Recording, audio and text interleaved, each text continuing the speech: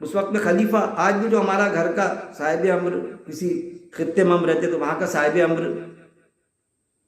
یعنی حکم دینے والا، جس کا ہم حکم مانتے، جن کو ہم سمان دیتے، اس کا مانیں گے. لیکن جب قرآن کے خلاف میں رہا اس کا حکم تو بالکل نہیں مانیں گے. تو کدھر پلٹیں گے پھر؟ اللہ اور اس کے رسول کی طرف.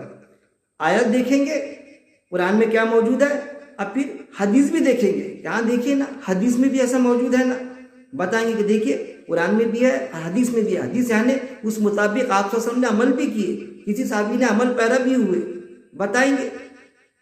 ادھر پلٹیں گے، ایسا پلٹنا پڑے گا.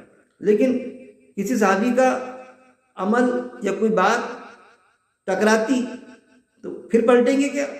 سمجھیں گے کہ قرآن کی آیت برابر ہے لیکن وہ حدیث میں کہیں بھی تو گڑبڑ ہوئی. کیوں کہ آپ صلی اللہ علیہ وسلم کا وہ قول بھی موجود ہے کہ میں نے جو کہا اس کا میں مکلف ہوں. میں نے جو کہا میں اس کا مکلف ہوں، یعنی میں اس کا رسپانسبلٹی میرے پہ اس کی بیٹھتی. میں نے جو کہا میں اس کا مکلف ہوں. تم نے کیا سنا،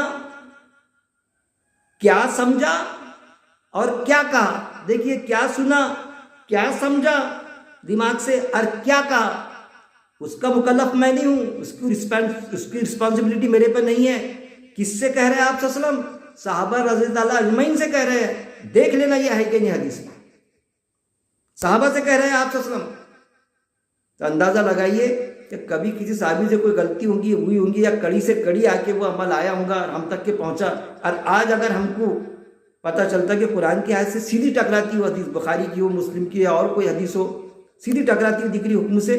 کئی حدیث ہے قرآن میں اللہ فرماتا دوزخ سے نہیں نکلیں گے، ہمیشہ ہمیشہ رہیں گے. لیکن حدیث بتاتی ہے ہم کو، بخاری مسلم کی حدیث ہے، نکل جائیں گے. آپ صلی اللہ علیہ وسلم نکالیں گے. ارے روایت ہے بخاری مسلم کی، ایک بڑی کھیپ کو آپ صلی اللہ علیہ وسلم دوزخ سے نکالیں گے. اس کو بھی نکالیں گے جس نے ایک بار کلمہ پڑھا ہوگا. ارے دوزخ میں تو ہمیشہ کی 20-22 آیتیں ہیں. یہ ٹکرانے والا آئٹم مان لیں گے بھائی؟ بخاری کی ہے، مسلم کی، اس لیے مان لیں گے. قرآن سے سیدھی ٹکرا رہی نا. تو یہ ایسا عقل، پھر یہاں یہ بھی عقل دوڑانا کہ یار وہ تو ہے ایسا ہے، کڑی سے کڑی آئی. تو وہ 15واں پوائنٹ جو حجت الوداع کا جو خطبے کے موقع بھی دیے تھے، 15-16واں پوائنٹ کہ تم میں کے بعض یعنی ہم میں کے بعض صحابہ میں کے بعض سے بھی افضل ہوں گے، صحابہ میں کے بعض سے بھی افضل ہوں گے. کہ وہ بات ان کے سمجھ میں نہیں آئی تھی اس وقت میں، لیکن بعد میں سمجھ میں آئی ہو سکتا، اور ہمارے قرآن پڑھتے سے ابھی سمجھ میں آ جا رہی ہے. ہوا نا.